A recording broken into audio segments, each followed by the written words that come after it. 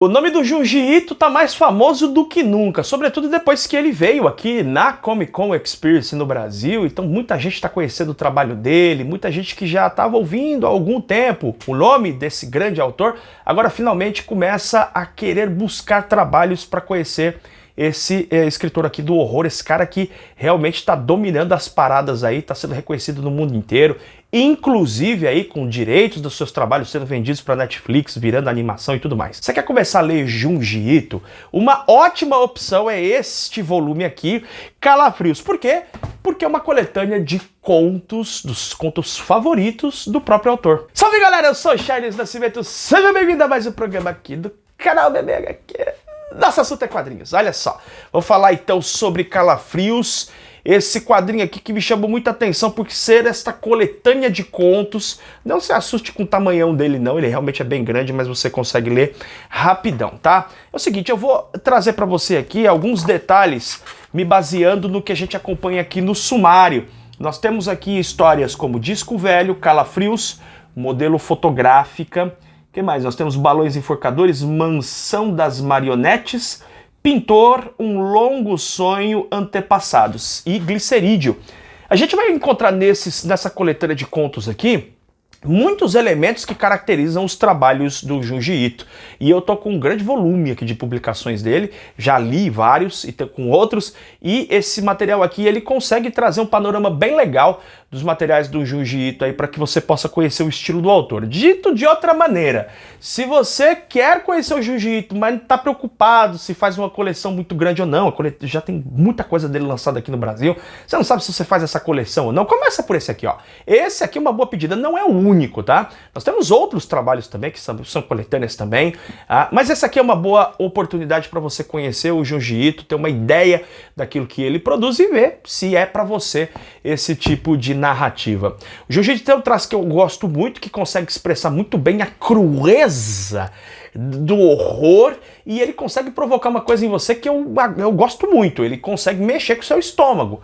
O Junji Ito, ele consegue fazer você ter nojo do que você tá lendo. Isso é legal, cara. Eu não quero ler um quadrinho de terror que eu fico normal. Aliás, eu não gosto de ler quadrinho nenhum que eu fico do mesmo jeito.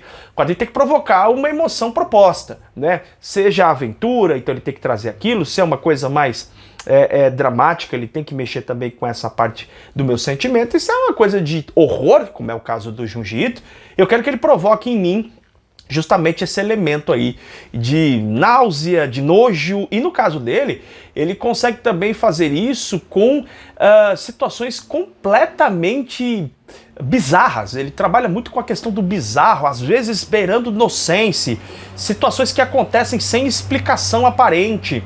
E também muitos elementos da obsessão. Isso é muito presente nos trabalhos do Junji Ito. Obsessão não só dos personagens, como algumas histórias nós vamos vendo aqui, histórias em que personagens vão se transformando em sujeitos cada vez mais obsessivos e nas suas obsessões eles vão se transformando em monstros, como também obsessão, entre aspas, tá? Uma insistência, uma obstinação de poderes exteriores que simplesmente chegam e passam a dominar tudo, como vírus ou pestes inexplicáveis, como por exemplo uma história aqui de uma pessoa que começa a dormir e cada vez que dorme ele viaja no tempo mentalmente, e aí ele vai, no primeiro momento ele viaja uma coisa assim durante 10 dias, depois ele viaja por um mês, depois isso vai aumentando para anos, para séculos. Então a história tem esse elemento interessante, ou como, por exemplo, a história dos balões enforcadores, onde do nada cabeças começam a aparecer no céu, e essas cabeças vêm com uma corda que enforca o dono dessa cabeça. Olha que maluquice. Ele gosta muito, o Junji Ito gosta de trabalhar com esses elementos de um simbolismo muito forte dentro do aspecto do horror. Eu gosto de algumas histórias aqui exatamente por trazer esse elemento angustiante. A primeira história, por exemplo, Disco Velho, que tem uma música que vai atraindo as pessoas para uma situação obsessiva. Eu gostei bastante desse primeiro conto. Gostei também dos Balões Enforcadores, já citado aqui. Gostei da história do Pintor, que está relacionado à sua primeira personagem, a Tomie, né, que tem aí os 2 volumes. Eu ainda não li os 2 primeiros volumes aí de Tomie, que é um trabalho primário aí do Junji Ito, mas eu pretendo trazer resenhas para vocês. E eu quero também chamar a atenção aqui da última história, Glicerídeo, que é de pessoas que ficam se entupindo, bebendo óleo de cozinha, cara. E aí tem um lance de espinhas, é nojento pra caramba. E o Jiu-Jitsu, ele consegue provocar horrores com esse tipo de coisa.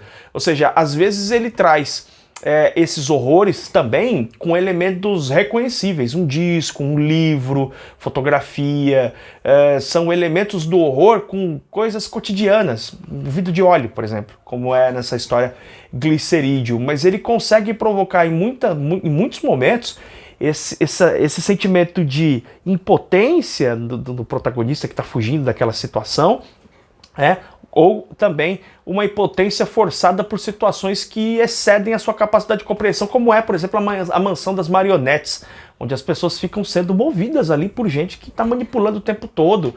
E, logicamente que nesses aspectos você pode inclusive usar vários elementos dos trabalhos do Junji Ito como metáforas de problemas sociais, políticos. Isso já foi feito, por exemplo, com o Uzumaki, que não está aqui. É o grande trabalho, para mim, o meu trabalho favorito do Junji Ito que eu li até agora é o Uzumaki. Ele não está aqui nesse livro, mas é também um trabalho que conta com essa possibilidade, você analisar isso de um ponto de vista político. Mas veja, o quadrinho, os trabalhos do Jiu-Jitsu são trabalhos eminentemente de horror. São trabalhos para você realmente ficar angustiado, né, com todas as nojeiras e situações bizarras que ele inventa. Você quer ler quadrinhos do Jiu-Jitsu, está curioso para ler? Jiu-Jitsu Calafrios é uma ótima opção justamente por ser uma seleção de contos e que vai trazer ali vários momentos da carreira do Jiu-Jitsu, ideias variadas que ele vai desenvolvendo em outros trabalhos como Tommy, Uzumaki, Frankenstein, que eu também gosto muito, enfim, tá? É uma ótima pedida para você conhecer o trabalho do mestre do horror japonês Junji Ito, fechou? Vou deixar aqui na descrição para você o link desse aqui, desse material do Junji Ito e de outros também que eu já li e recomendo, tá? Eu vou deixar só aqui na descrição os materiais do Junji Ito que eu li e recomendo para você. A gente se vê em breve em mais um programa do canal BBHQs. Beijo enorme no seu coração.